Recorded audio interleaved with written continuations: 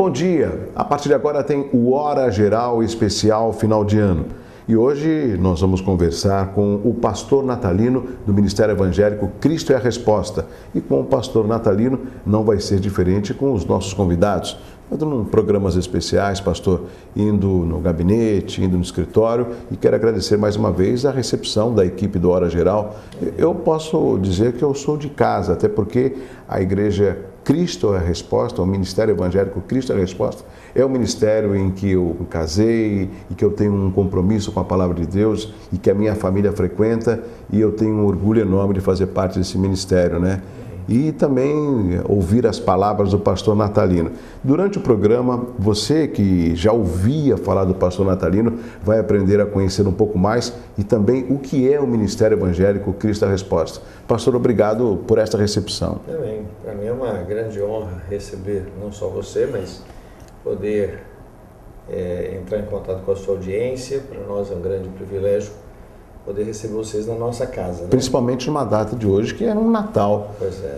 O que as pessoas pensam muito, pastor, é que o Natal é uma época de trocar presentes. É isso. Ou de repente, escuta, você vai vir jantar aqui, minha mãe fez a ceia, eu acho que eu vou na casa do tio, ou vou ficar na casa da avó. Eu não concebo as pessoas não terem um entendimento do que significa o 25 de dezembro. É interessante que o Natal, ele entrou para ficar. Quer dizer, quando foi introduzida esta festa do Natal, ela veio para trazer essa unidade. As pessoas nem sabem por quê, porque é engraçado que é uma festa que une as pessoas. Sim. Que a gente troca presentes, que a gente vai nas casas uns dos outros. Uma confraternização. Pessoas que não são da família acabam naquele momento sendo da família. E eu digo que isso é uma ação sobrenatural de Deus, porque as pessoas fazem.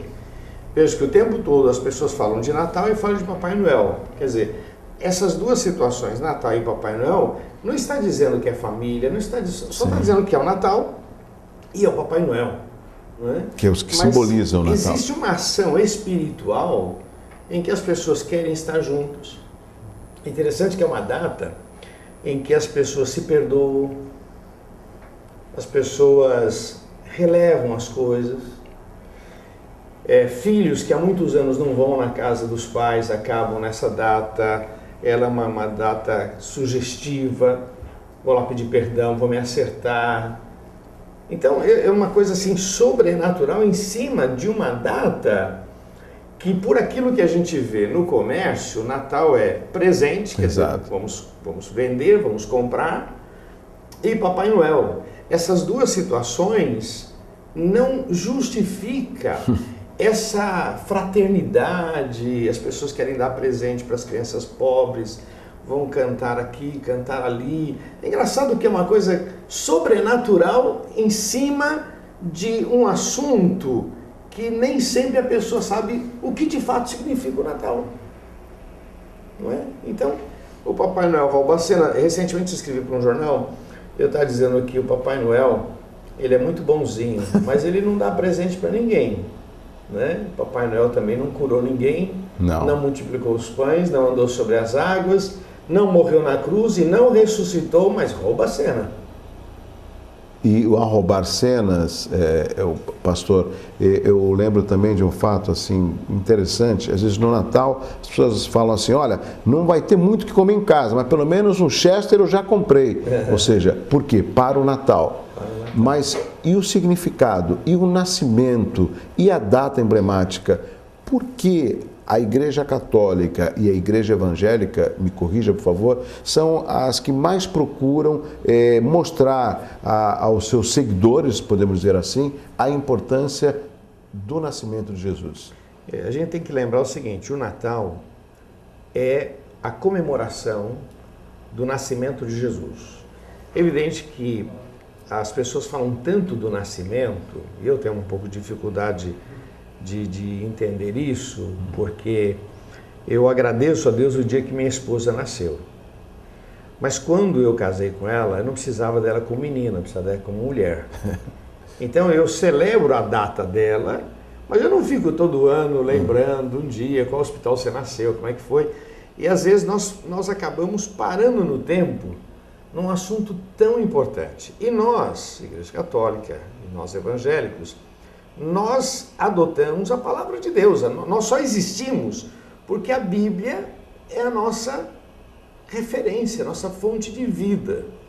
E aqui na palavra de Deus fala então sobre esse momento marcante, que é o nascimento de Jesus. Voltando um pouco, Maria está na sua casa, aparece um anjo, diz a ela: salve agraciado, o Senhor é contigo, bendita és tu entre as mulheres.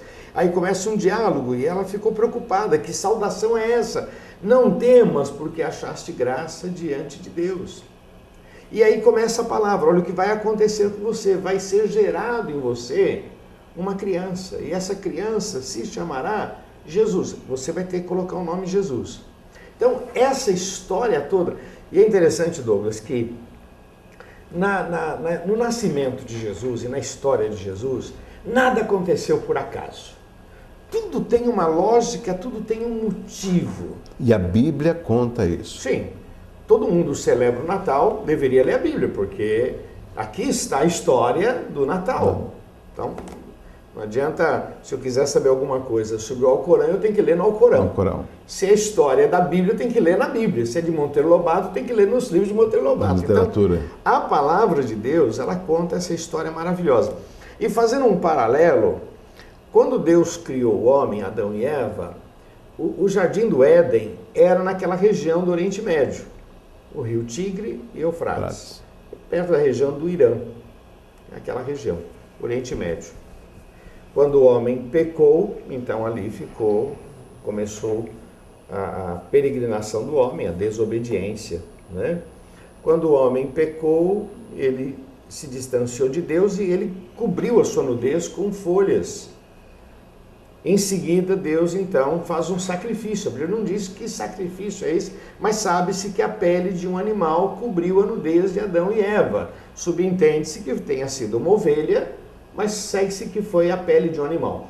Então veja bem, quando Jesus veio, ele veio no Oriente Médio, o homem desobedeceu, Jesus veio para obedecer, o homem foi formado de um barro, de uma argila na mão de Deus, Jesus foi formado no ventre daquela mulher, porque não tem o contato de um homem, não tem o espermatozoide de um homem, é a mão de Deus em cima.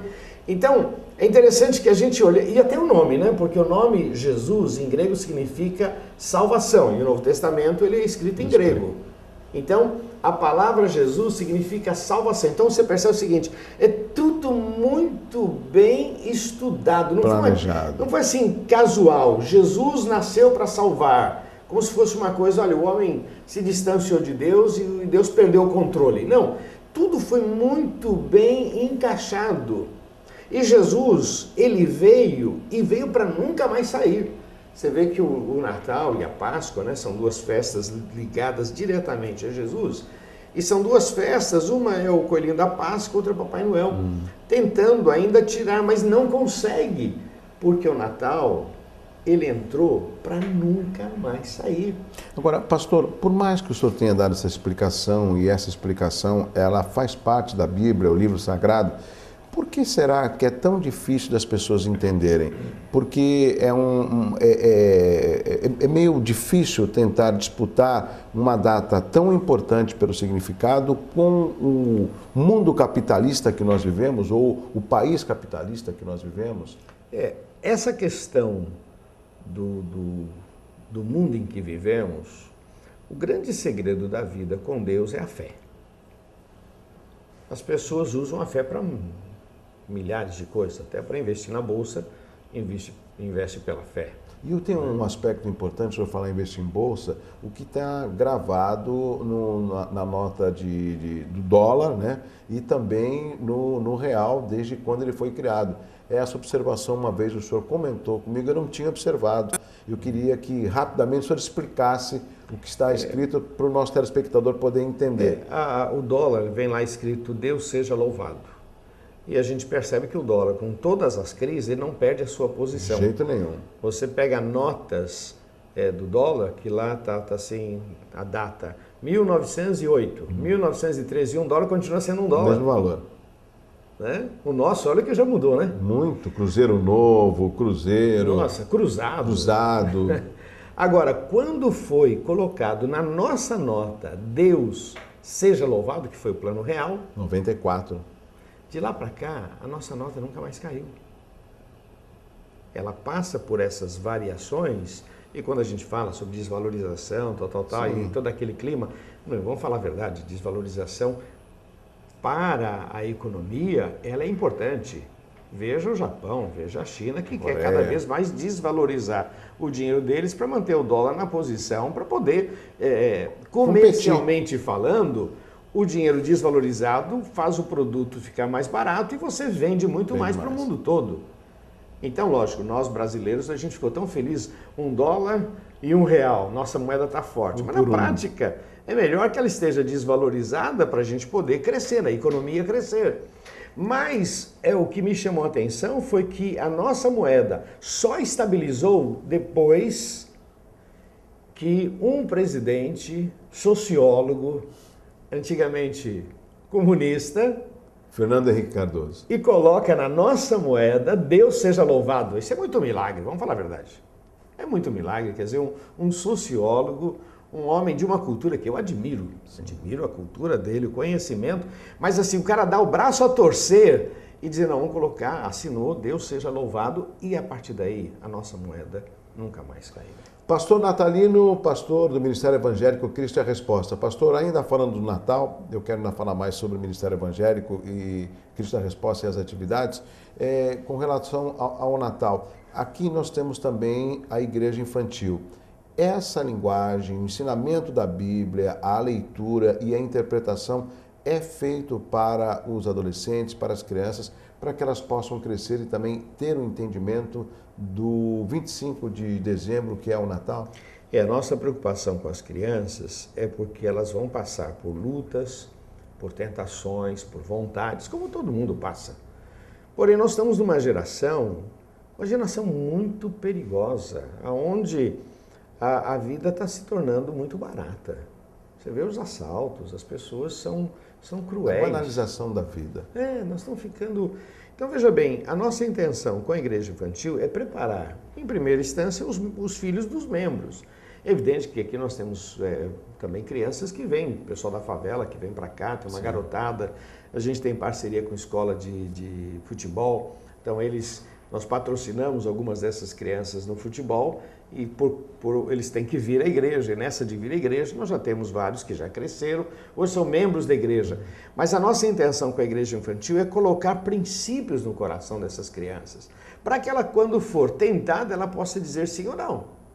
Então a igreja infantil ela tem esse papel, preparar as crianças para enfrentar a vida.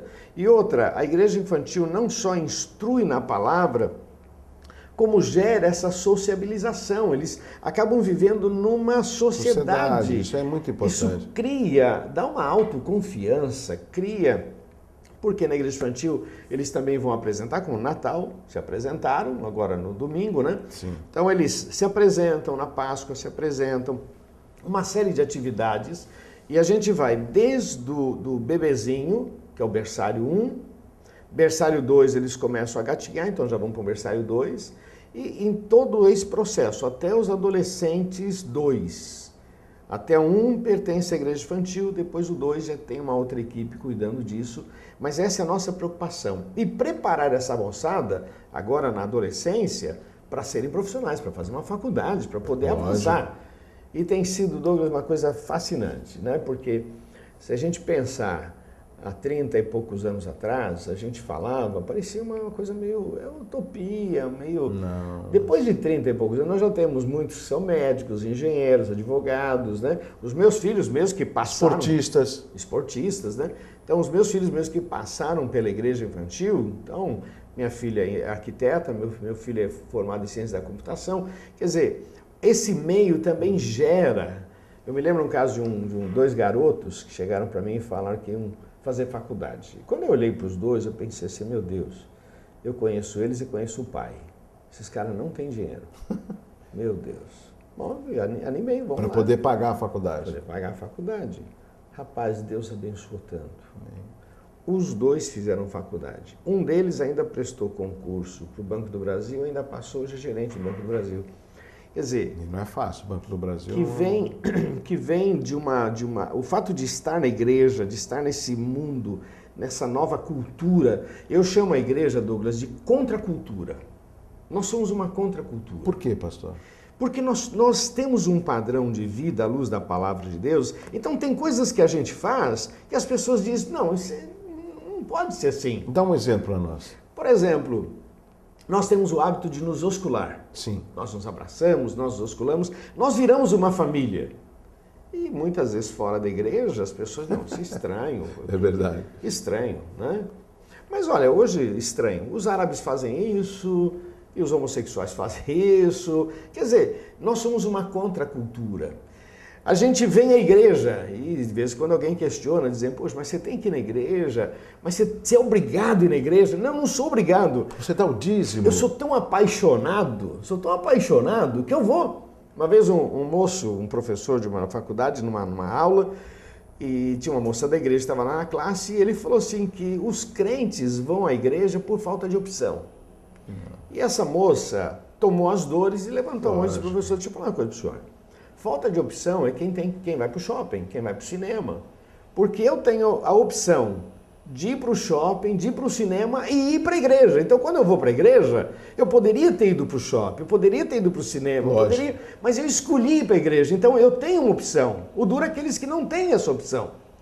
Então, nós somos uma contracultura, a maneira de viver, relacionamento, perdão. A gente aprende a perdoar.